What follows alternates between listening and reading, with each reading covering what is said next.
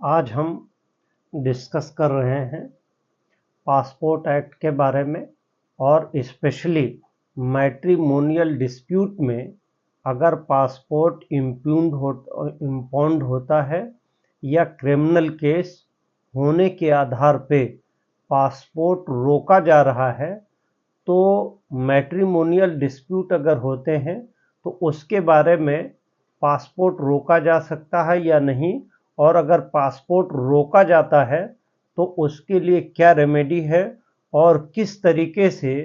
परसू करें या उसका लीगल अटैक या लीगल बैटल करें, जिससे आसानी के साथ पासपोर्ट जारी हो सके और पासपोर्ट का मुद्दा ढंग से तय हो सके।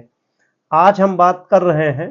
सुप्रीम कोर्ट ऑफ इंडिया का जजमेंट है Vishal Shah versus Monalisa Gupta and others. ये सुप्रीम कोर्ट केसेस में 2025 SCC ऑनलाइन SC 383, इसका क्रिमिनल अपील नंबर, इसका special leave petition criminal number 4297 of 2023 है और डेट ऑफ डिसीजन है 20 फरवरी 2025। इसमें इम्पोर्टेंट मुद्दा ये रहा कि ट्रायल कोर्ट के ज़रिए से पासपोर्ट को इम्पाउंड कर दिया गया। इसमें अपीलांट चूँकि अमेरिका में रहते थे और बैकग्राउंड ऑफ केस ये है कि 20 डेज में शादी होने, जैसे शादी हुई वैसे ही टोटल 80 डेज दोनों हस्बैंड और वाइफ अमेरिका में शिफ्ट हुए और 80 डेज तक रहे, और 80 डेज के बाद जब वो इंडिया लौटे तो डिस्प्यूट एराइज हुआ और मल्टीपल केसेस दोनों तरफ से फाइल हुए, या कह सकते हैं कि आधा दर्जन से अधिक, और अगर दोनों तरफ से मिलाया जाए तो दर्जन भर से अधिक केसेस फाइल हुए। और कुछ केसेस में हस्बैंड चूंकि सॉफ्टवेयर इंजीनियर होने की वजह से दोबारा यूएसए लौट गए, यूनाइटेड स्टेट ऑफ अमेरिका। तो जब वो ट्रायल कोर्ट में अपीयर नहीं हुए 498 या डोमेस्टिक वायलेंस के केस में DB एक्ट में, तो ट्रायल कोर्ट में मजिस्ट्रेट के यहाँ एप्लीकेशन फाइल हुई और उस एप्लीकेशन पे ट्रायल कोर्ट ने पासपोर्ट अथॉरिटी को ऑर्डर कर दिया कि ऑर्डर को पासपोर्ट को इम्पाउंड किया जाए। यानी इम्पाउंड का मतलब ये है कि सेक्शन 10 पासपोर्ट एक्ट में पासपोर्ट पे आने जाने पे रोक लगा दी जाती है और उस पासपोर्ट पे कोई वीज़ा अप्लाई नहीं होगा। जैसे ही वीज़ा लगाएंगे वो पासपोर्ट का जो इम्पाउंडिंग का ऑर्डर है, इम्पाउंड करने का ऑर्डर है, वो उस पे शो हो जाएगा। इसलिए कहीं पे एब्रॉड ट्रैवल नहीं हो सकता है। तो इसी वजह से जब ट्रायल कोर्ट ने उस पे रोक लगा दिया एब्रॉड जाने से, यानी पासपोर्ट को एक हिसाब से रोक दिया कि इस पासपोर्ट के आधार पे कोई भी ट्रेवल नहीं हो सकता है, जिसको लेकर के अपीलांट के ज़रिए से कलकत्ता हाई कोर्ट में रिट पिटीशन फाइल की गई और कलकत्ता हाई कोर्ट ने रिट पिटीशन को इंटरटेन करते हुए मेरिट पे डिसमिस कर दिया और कहा कि जो पासपोर्ट इम्पाउंड किया है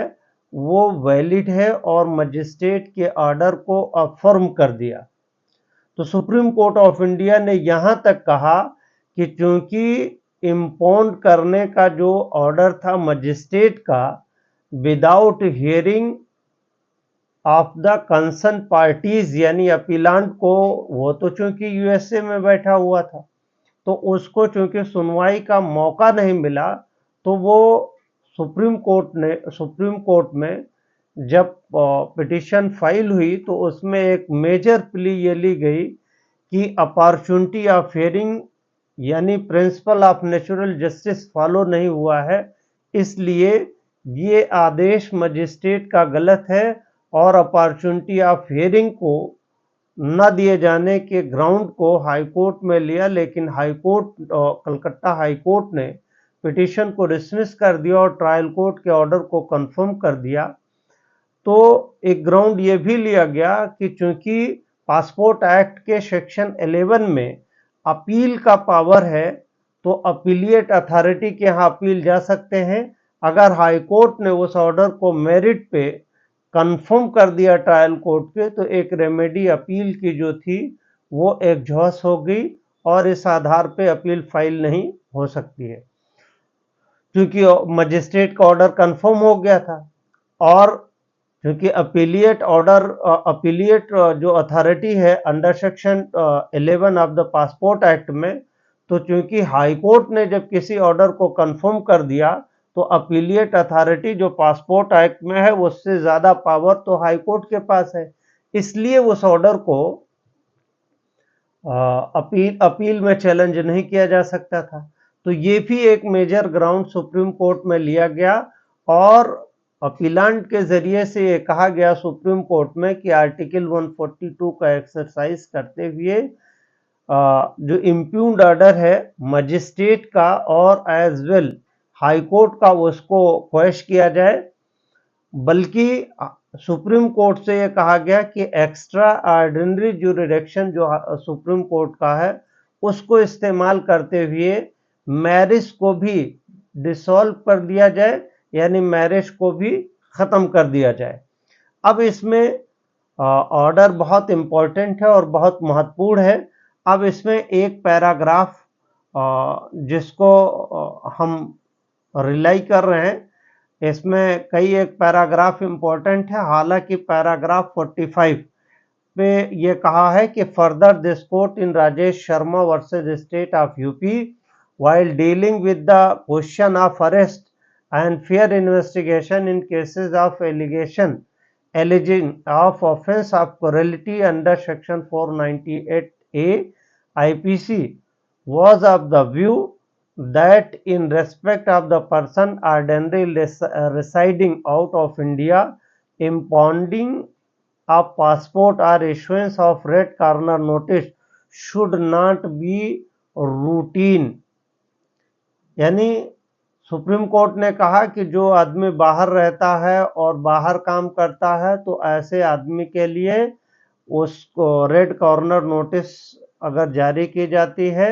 तो बहुत रूटीन मैनर में या कैजुअल मैनर में नहीं होना चाहिए।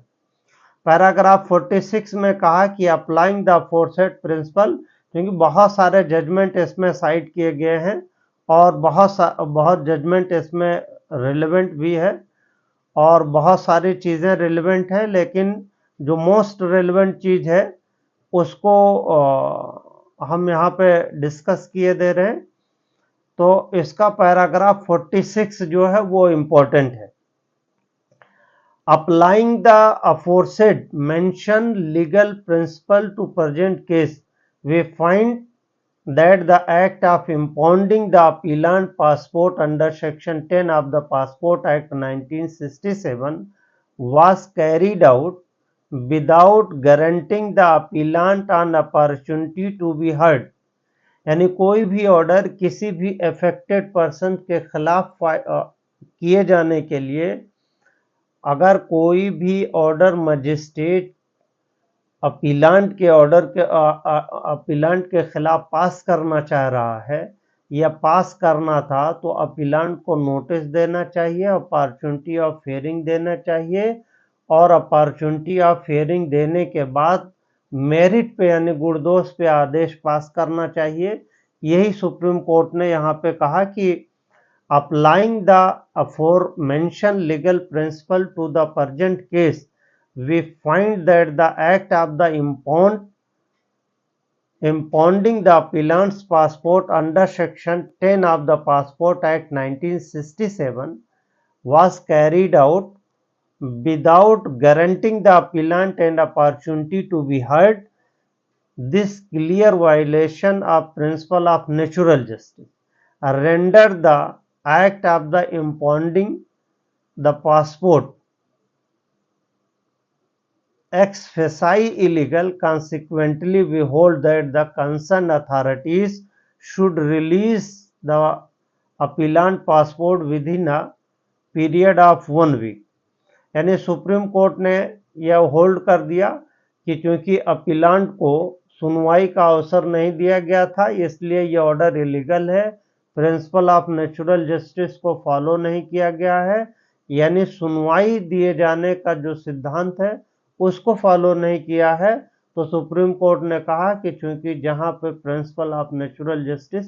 फॉलो नहीं होता है वहां पे वो ऑर्डर इलीगल होता है। तो सुप्रीम कोर्ट ने कहा कि ये ऑर्डर वैलिड नहीं है। इसलिए पैराग्राफ 47 में कहा कि resultantly we conclude below the judgment and order dated 15 September 2022 pass by learned judicial magistrate Howrah and 25 January 2013 pass by the high court are quash and set aside. The application filed by the appellant husband under Article 142(1) of the Constitution of India is allowed and marriage between the appellant and respondent is dissolved on the ground of irretrievable breakdown of marriage. The registry draw the decree accordingly। यानी जो trial court में अब इस case के समझने से एक बात ये भी समझ में आई कि ट्रायल कोर्ट में जो बात नहीं कही गई थी, यानी ट्रायल कोर्ट ने जो इम्पाउंड किया था पासपोर्ट को, यानी पासपोर्ट देने से रोका था कि ये बाहर अब्रॉड करने या बाहर ट्रैवल न कर पाए, उस ऑर्डर को कलकत्ता हाई कोर्ट में चैलेंज किया गया। कलकत्ता हाई कोर्ट के जरिए से ये कह करके डिसमिस कर दिया गया कि ट्रायल कोर्ट का ऑर्डर सही है, वैलिड है और लीगल प्रिंसिपल पे है। उसको लेकर करके अपीलेंट के जरिए से सुप्रीम कोर्ट में पिटीशन, स्पेशल पिटीशन फाइल की गई और स्पेशल पिटीशंस पे प्रिंसिपल ऑफ नेचुरल जस्टिस और ये ग्राउंड कि 498 में कस्टोडियल इंट्रोगेशंस नहीं होती है, तमाम उस पर अर्नेश कुमार वगैरह के जजमेंट हैं